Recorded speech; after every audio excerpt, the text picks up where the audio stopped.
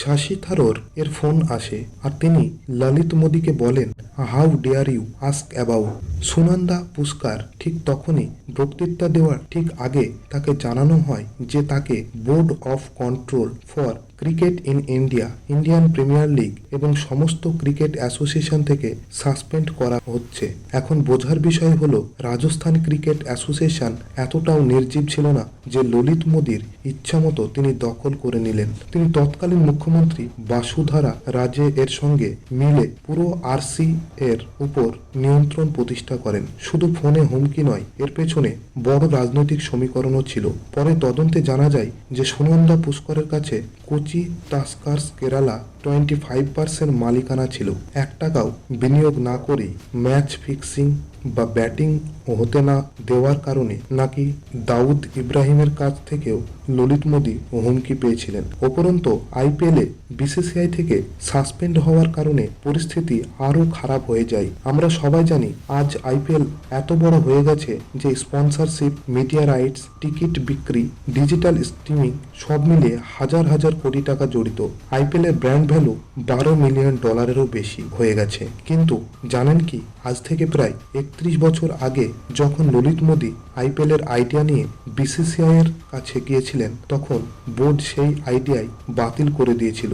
ললিত মোদী সেই মানুষ যাকে 2025 সালে ভারত সরকার একজন পলাতক বলে মনে করে। আবার তিনিই সেই মানুষ যিনি ভারতে আইপিএল এর মতো বিপ্লবী স্পোর্টস লিগ তৈরি করেছিলেন। তিনিই সেই ব্যক্তি যিনি দাউদ ইব্রাহিমের কাছ থেকে প্রাণনাশের হুমকিও পেয়েছিলেন এবং দেশ ছেড়ে চলে যান এবং আজও লন্ডনে থাকেন। আজকের এই ভিডিওতে আমরা আইপিএল এর বিতর্কিত ইতিহাস নিয়ে কথা বলবো, পাশাপাশি জানাবো এক অত্যন্ত ইন্টারেস্টিং গল্প।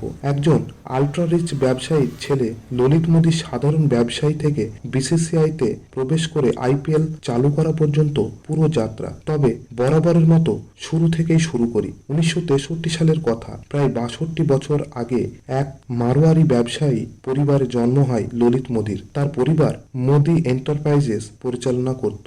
সহজ ভাষায় বললে তামাক, পান মশলা, শিক্ষা ও কেমিক্যাল সহ নানা শিল্পে তাদের ব্যবসা ছিল। ললিত মোদী অত্যন্ত ধনী পরিবারের বড় হয়েছেন। এর প্রমাণ হলো উত্তরপ্রদেশের একটি শহর মোদীনগর, যা তার দাদাই প্রতিষ্ঠা করেছিলেন। আসলে শহরটির নাম আগে ছিল বেগমাবাদ, কিন্তু 1933 সালে সেখানে একটি সুগার মিল স্থাপন করে মোদী পরিবার পুরো এলাকা উন্নত করে এবং নাম পরিবর্তন করে মোদীনগর রাখা হয়। ললিত মোদীর শৈশব কেটেছে সম্পূর্ণ বিলাসবহুল পরিবেশে।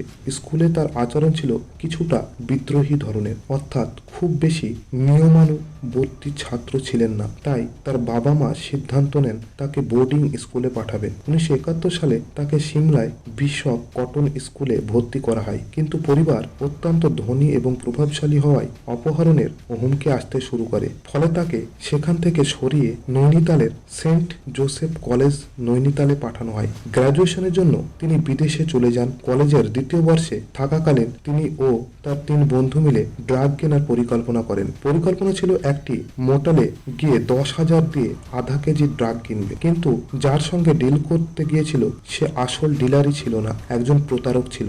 সে শটগান দেখে টাকা ছিনিয়ে পালিয়ে যায়। এরপর ললিত মোদী ও তার বন্ধুরা সন্দেহ করে যে কোনো ছাত্র তাদের সঙ্গে প্রতারণা করেছে এবং রাগের মাথায় একজনকে মারধরও করে। 1 মার্চ 1985-তে ললিত মোদী গ্রেপ্তার হন। তার বিরুদ্ধে ড্রাগস, কিডন্যাপিং এবং অ্যাসল্টের মতো গুরুতর অভিযোগ ওঠে। মামলা গুরুতর হলেও তিনি জেলে যাননি। এই ঘটনার পর তার বাবা মা তাকে ভারতে ফিরিয়ে আনেন। দুর্ভাগ্যজনকভাবে তিনি কোনো ডিগ্রি সম্পন্ন করতে পারেননি। তখন থেকেই তার ইমেজ হয়ে যায় রিচ ব্র্যাট, অর্থাৎ ধনী বাবার বকে যাওয়া ছেলে। ভারতে ফিরে তিনি পারিবারিক ব্যবসায় যোগ দিলেও ঐতিহ্যবাহী ব্যবসা তাকে খুবই বিরক্তিকর লাগতো। আসলে তার আসল আগ্রহ ছিল গ্ল্যামার, মিডিয়া, স্পোর্টস, বলিউড এবং ক্ষমতা। 1993 সালে তিনি নিজের কোম্পানি শুরু করেন, মোদি এন্টারটেইনমেন্ট নেটওয়ার্ক। এই কোম্পানি মূলত টিভি ব্রডকাস্টিং এ কাজ করত। সবচেয়ে বড় সাফল্য ছিল এই কোম্পানি দ্য ওয়াল্ট ডিজনি কোম্পানির সঙ্গে 10 বছরের চুক্তি করে, যার মাধ্যমে ভারতে প্রথমবার ডিজনির শো সম্প্রচার শুরু হয়। বলা যায় ডিজনিকে ভারতে নিয়ে আসার পেছনে ললিত মোদীর বড় ভূমিকা ছিল। 1994 সালে কোম্পানি ESPN এর সঙ্গে 10 বছর বছরের আর একটি বড় চুক্তি করে, যার মূল্য ছিল $975 মিলিয়ন। এর ফলে ক্রিকেট, ফুটবল, টেনিস সহ জনপ্রিয় স্পোর্টস কন্টেন্ট ভারতে প্রচার শুরু হয়। একভাবে বলা যায় ললিত মোদি ভারতীয় টিভিতে প্রথমবার ডিজনি কার্টুন ও আন্তর্জাতিক স্পোর্টস এনে বিনোদনের মানই বদলে দিয়েছিলেন। 1994 সালে তিনি একটি দূরদর্শী চিন্তা করেন। তিনি দেখেন ইউরোপে ফুটবল লিগ যেমন প্রিমিয়ার লিগ অত্যন্ত জনপ্রিয়, সিটি ভিত্তিক দল, আন্তর্জাতিক খেলোয়াড়, লাইভ টিভি সম্প্রচার এবং বিপুল অর্থ। তখন তার মাথায় আসে, যদি ফুটবলে এমন লিগ হতে পারে তাহলে ক্রিকেট প্রেমী ভারতেও কেন নয়। এখান থেকেই আইপিএল এর ধারণার জন্ম নেয়। তিনি ভাবেন একটি নতুন ক্রিকেট ফরম্যাট তৈরি করা হবে, যেখানে প্রতিটি দল একটি শহর বা অঞ্চলকে প্রতিনিধিত্ব করবে।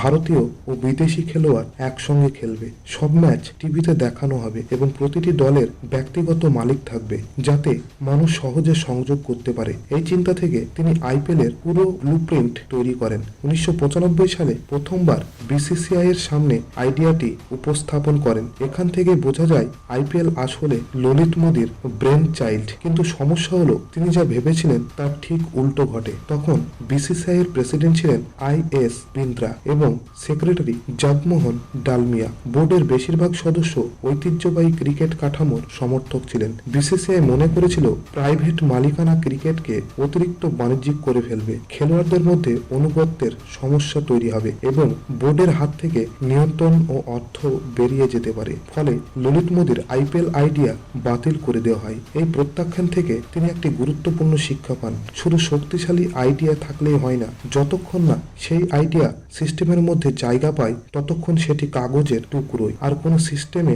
প্রবেশ করা সবচেয়ে গুরুত্বপূর্ণ জিনিস হলো ক্রেডিবিলিটি। এই শিক্ষা শুধু ক্রিকেট জগতে নয়, জীবনের সব ক্ষেত্রেই প্রযোজ্য। তাই আজকের মতো ভিডিওটি আমরা এখানেই সমাপ্ত করলাম। দেখা হচ্ছে পরবর্তী পার্টে। ধন্যবাদ।